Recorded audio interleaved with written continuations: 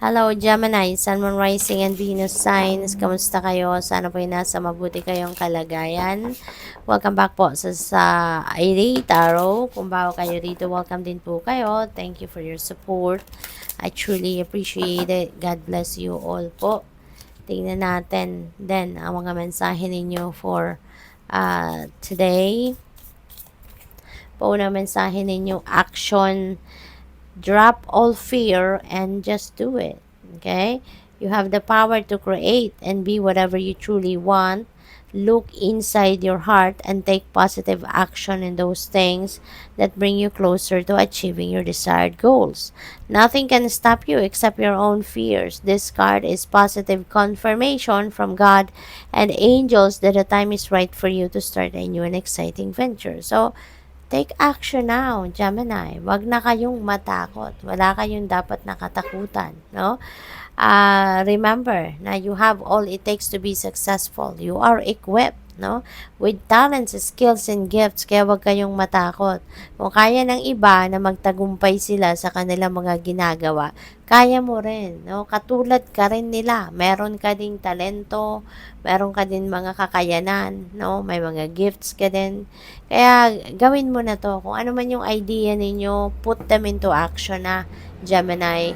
Lalong-lalo na ngayon parang siguro nandiyan na yung mga opportunities para makatulong sa'yo na mag-come to fruition kung ano man ang mga ideas ninyo. Hindi ba? So, go for it. So we have eternity. Gently move your awareness from the external world to a world of light within your heart. Allow each breath to heal you as you drift to a place beyond time. Eternity exists within you, forever sparkling like a diamond. You are in essence a shining star, forever transforming to ever greater light. Ayan, so napakagandang mensahe nito para sa iyo. Forever sparkling like a diamond ka, Gemini. Kaya wag kang mag-isip na you are lesser of a person compared to other people. 'Di ba? Kasi katulad ka din nila, isa ka ring makinang na diamond just like them. Alright? What else? We have trust.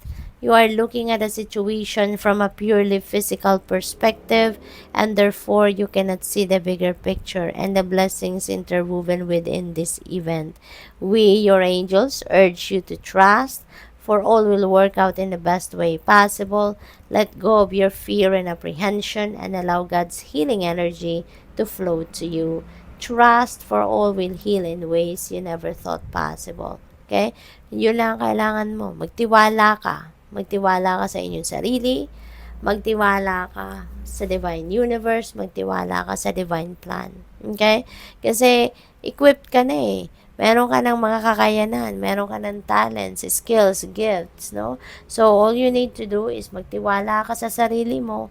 Magtiwala ka sa iyong kakayanan. Magtiwala ka sa Panginoon.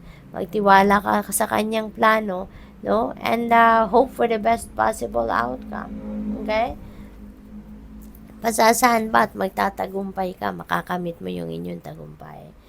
Blessings. Wow. Love, light, blessings. Through this card, you are being showered with angelic light. Accept the blessings about to come your way and know that you deserve to be and have all your heart desires.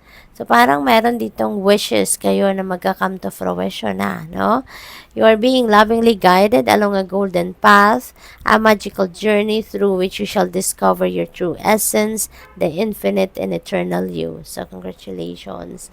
You will be filled with joy, no? Sa ngayon, Gemini. Kasi kung ano man siguro yung mga minimithi ninyo sa buhay, ano yung mga dreams ninyo, ano yung mga wishes ninyo, they are coming your way, no? You are manifesting your heart's desires around this time. So, napakagandang mga biyaya ang dadating sa'yo.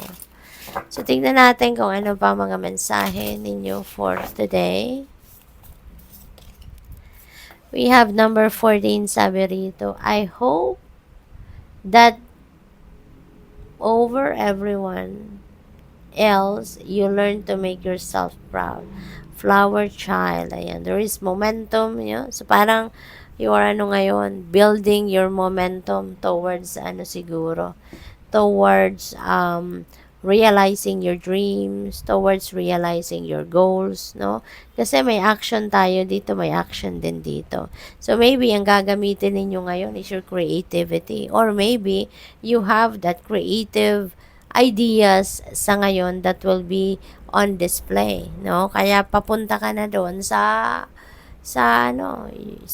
pagkamit ng inyong mga pangarap, sa pagkamit ng inyong mga goals, no? So maybe wala na talagang makakasagabal din sa iyo, wala na makakapigil sa iyo, and you are ready to take action now. Don't worry, darling. You'll find your way. Yan ang promise sa inyo ng Panginoon, no? Ng inyong spirit team. Tutulungan ka. Papakita sa iyo kung saan ang daan patungo doon sa pagkamit ninyo ng mga pangarap ninyo, pag-achieve ninyo ng mga goals ninyo, and in this specific situation ng iba sa inyo, merong mga obstacles or challenging situations na pinagdadaanan. So, wag din kayong mag-alala about that kasi ipapakita sa inyo ng universe ang daan patungo doon sa solusyon sa inyong mga problema sa ngayon, no? Kaya you are going to overcome that obstacle, you are going to find a way out to your challenging situations, and eventually, you will be finding the joy and happiness. What else? You are worthy of beautiful things. Ito ang isipin ninyo. Okay?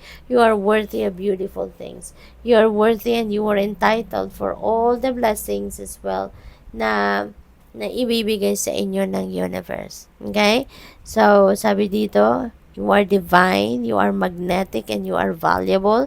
Kaya wag kayong, do not play small anymore. Wag ninyong maliitin ang inyong sarili, lalo-lalo na ang inyong mga kakayanan. Kasi God-given gift yan. Diba? Yung mga talents ninyo, skills and gifts ninyo, binigay yan sa inyo ng divine universe. Kaya wag ninyong maliitin ang inyong sarili. Alright? Kasi katulad ng iba, meron ka ding mga kakayanan, meron ka din mga magic, no, within you. I am in divine flow and move in alignment. Ayan. So, definitely, nandito kayo sa manifestation energy na. Kasi, in divine flow ka and you are in alignment with the divine universe. So, ngayon, maybe mas mataas ngayon yung inyong frequency, ang inyong vibration, kaya talagang magkakaroon ka rito ng pagkakataon na ma-manifest mo kung ano man ang mga gusto ninyong ma-manifest sa buhay. You'd be able to bring to life kung ano man ang inyong mga ideas at ang mga plano. So, good luck sa'yo. Thank you for watching Love and Light. Namaste.